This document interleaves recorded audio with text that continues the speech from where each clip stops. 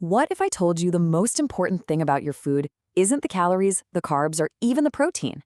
Today, we're going to explore a completely different way to understand what we eat by learning its hidden language. Okay, think about this for a second. Why does a 200-calorie apple feel so different from a 200-calorie cookie? I mean, we've all been there, right? You eat the apple and you feel pretty good, satisfied, but the cookie? You're probably hungry again like half an hour later.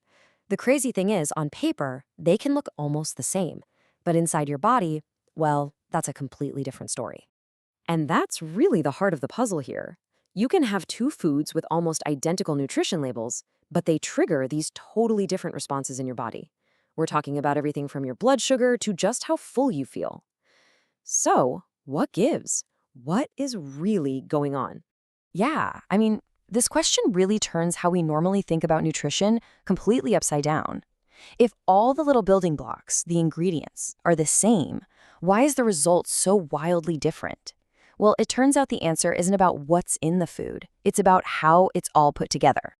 That's right. The answer lies in the food's structure. It's the secret key.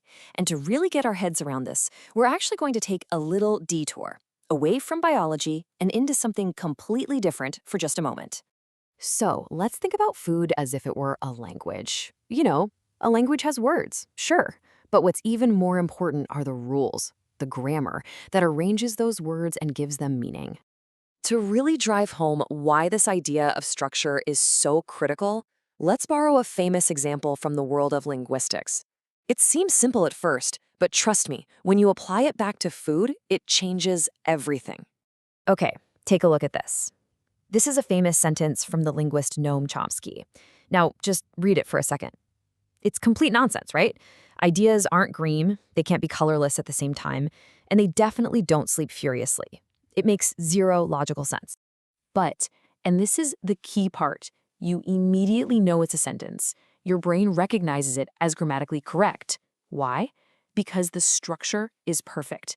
You've got your adjectives, your noun, your verb, your adverb. It follows all the rules of English grammar perfectly. The words are nonsense, but the grammar is flawless. Okay, now let's try this. Same exact 5 words, we haven't changed a thing, just mixed them all up. It's just word salad. It's gibberish, right? See? Without that grammatical structure, the very same words are just noise. The meaning isn't in the words themselves. It comes from the structure, the grammar. And believe it or not, this is exactly how it works with food. And this brings us to the core idea of this whole explainer, food grammar. Think of it like this. The nutrients, the proteins, the fats, the carbs, those are the words. And the food grammar is the physical structure that organizes them. It's about how the food is built, how quickly it releases those nutrients, and all the sensory signals it sends to your body. And this is really the most important takeaway. Your body isn't just a simple calculator adding up calories. No, it's way more sophisticated. It's interpreting a complex message from your food, and the meaning of that message depends entirely on its structure, on its grammar.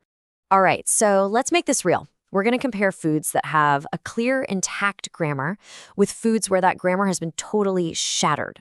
So first, let's look at natural whole foods. I'm talking about things like an apple, a carrot, a piece of fish.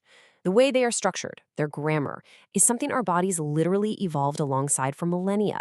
It's a language we understand perfectly, the message is clear, it's predictable, and our biology knows exactly what to do with it. And what does that good grammar look like? Well, for starters, the nutrients are tucked away inside organized cells. You've got fiber that acts like a natural brake, slowing everything down. This means you get a nice, gradual release of energy. And maybe most importantly, the way the food tastes and feels in your mouth gives your body really reliable clues about what kind of energy it's about to get. Now, ultraprocessing, it does the complete opposite. It's like taking a perfectly good sentence, shredding it into individual words, and then gluing those words back together into something totally new and, frankly, bizarre.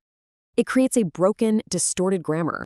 Corn is a perfect example of this. You start with a whole ear of corn. It's got its natural, intact grammar. But then it gets broken down into these industrial fragments: cornstarch, corn syrup, corn oil.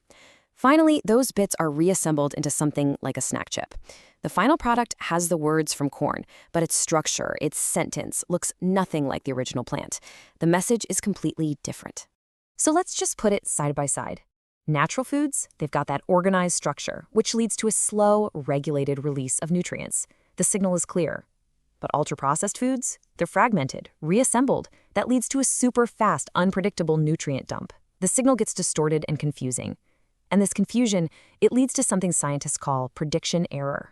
Okay, so what's the big deal? What actually happens inside our bodies when we're constantly getting these confusing, grammatically broken messages from our food? What's the real cost of all this miscommunication? Well, our bodies are basically prediction machines. They're amazing at it. The taste and texture of food are supposed to give our brain and our gut a heads up about what's coming. But with broken grammar, those predictions start to fail. A great example is an artificially sweetened drink. It tastes intensely sweet, so your body expects this huge rush of sugar, a massive energy payload that just never shows up. That mismatch, that's the prediction error we were talking about. It's like your body is constantly being lied to. The signals it's getting from taste and smell no longer match the reality of what the food actually does metabolically. Those sensory cues just can't be trusted anymore. Now look, a little prediction error here and there, it's no big deal. Our bodies can handle it. But when your diet is consistently full of these confusing signals, day in and day out, your body gets stuck in this state of constant compensation. It's always guessing. Hormonal systems have to overshoot or undershoot, and even the circuits in your brain that control hunger and reward, they start to get rewired. And this is really why it all matters. All that strain, all that guesswork, it adds up. It puts a burden on your system.